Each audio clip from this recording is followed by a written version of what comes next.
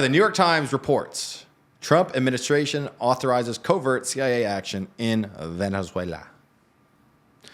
The development comes as the U.S. military is drawing up options for President Trump to consider, including possible strikes inside the country. Now, one thing I read today, the death toll in U.S. strikes on ships, drug ships, alleged drug ships, we don't have proof of this, leaving the Venezuela area, 27 people so far have been confirmed killed. I have seen some stories questioning whether the people were drug traffickers, and I haven't seen proof. The government says as proof that they were. I think that we'll have to wait to get the facts of that situation a little bit. Now, the question here is what is going on with Venezuela, and why is the U.S. doing this? So here's what we have so far. We have the U.S. bombing ships carrying Venezuelan drugs and drug traffickers out of Venezuela. We have the U.S. Trump essentially threatening Maduro consistently. There's, I believe, a $50 million bounty on whoever arrests him and brings him to the U.S. So you got a lot of pressure here on Venezuela. The interesting question, though, is why? I mean, certainly this does not go with overthrowing the Venezuelan government would not be a MAGA base move. I think it's safe to say. Right. Maybe he's after that Peace Prize medal. I don't know. Is the opposition leader the woman who won the prize like a conservative? NPR called her. I think it was NPR called her a far right leader. I mean, she's aligned with the U.S. and she opposes Maduro. Maduro is a socialist, I guess, dictator, for lack of a better term. But one thing that's worth noting here is Rubio, who is simultaneously the National Security Advisor and the Secretary of State, which makes him far and away the most powerful foreign policy person in D.C. I mean, those two positions kind of vie for supremacy in terms of who dictates foreign policy, who has the most influence. Well, Rubio's got both. The last person to do this, I believe, was Henry Kissinger, who is arguably the most influential modern foreign policy mind in the U.S.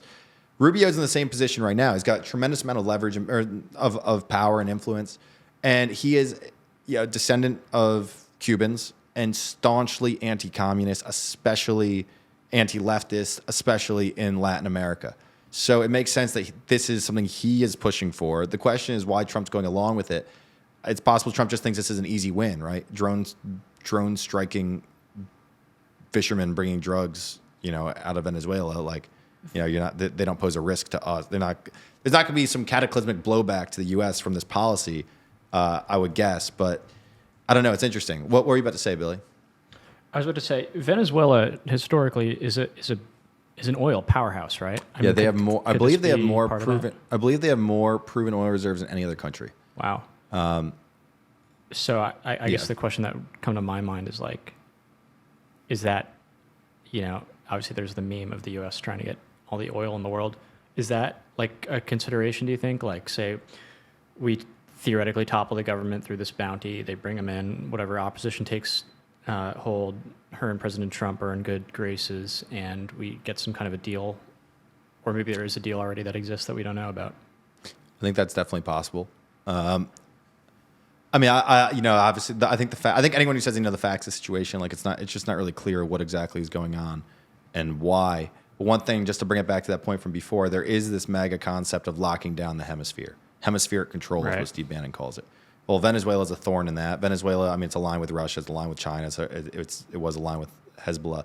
And now the main claim about the Venezuelan government is that it is, if you think about the claim about Saddam Hussein and why we had to topple him, right? It was weapons of mass destruction. If you think about the claim here at Venezuela, essentially the claim is that the Venezuelan government is a drug trafficking organization, and they are exporting drugs to the U.S. They are undermining American security, American prosperity. And this is, they say this all the time. I think it's called the Cartel of the Sun. Can you look that up and ensure that's the name? But it's De los Soles, yes. So the extent to which this organization actually exists, go to Insight Crime. That's a great resource right there. The extent to which this organization actually exists is hotly contested. I think the government says it does. A lot of people say it do. People who are a bit more skeptical. I know, I've heard Tim Dillon doesn't believe that this is a real thing. That this is an excuse for the U.S. to go in and topple another government. the fact is, you do have drug trafficking coming out of Venezuela. To the extent it's government policy and everything, the U.S. government certainly says it is and is acting against that. But who knows what's going to happen? Who knows what's going to happen here? I mean, there's I think it's probably viewed as an easy target for Trump and some in his camp. Now, one thing that's noteworthy, and I was thinking about this yesterday, someone who's disappeared off the face of the map in recent months is Tulsi Gabbard. You don't hear her name at all anymore. For a while, it was like, oh, Tulsi's going to be in there. It's all going to change. The foreign policy is going to change. Lately, you don't hear anything about her except for the fact that she's been involved with the stuff about the Russian prosecuting people for the Russia collusion, scandal or whatever they call it. But just an interesting. You see it in these headlines. I mean, they're total bullshit. Like, Gabbard recalls Kirk's friendship. Tulsi Gabbard says Donald Trump doesn't sleep on trips. Like, this is nonsense. Yeah. So you think about all that's going on in the world. She's a director of national intelligence. You literally have the CIA that just, was authorized to conduct covert operations in Venezuela. And the story with her name in it is about nothing. Right. So either she's just flying under the radar or she's been sidelined. Do you think, also just with all this stuff, right, there's so much going on. Some of that I imagine is by design. Of course, Trump loves flooding the zone, aka putting as much information out there as possible so that people kind of have a hard time tracking what's going on. You can get theoretically more done. I don't know if he even needs to do that given how much is happening, but how much of this do you make is like general noise? Like, let's fire off at some boats in Venezuela, make a big deal about it. Maybe I can go do something else elsewhere. I don't know if it's so much about going to do something else elsewhere. I do think that it's their stated strategy. People like Stephen Miller and Steve Bannon say this all the time, just let's make some noise. Right. That's it. And a very easy way, again, killing drug traffickers is not a policy. And again, it's also a political thing where, the Democrats criticize it, or anyone criticizes it, right? Say maybe it's violating human rights. It's violating due process. It's an abuse of presidential power. There's many reasons you can criticize the policy, but then Trump and his allies can just say, what, you don't think we should be killing drug traffickers? You think what we were doing before was working? The country's been flooded with drugs. It's a very easy political point.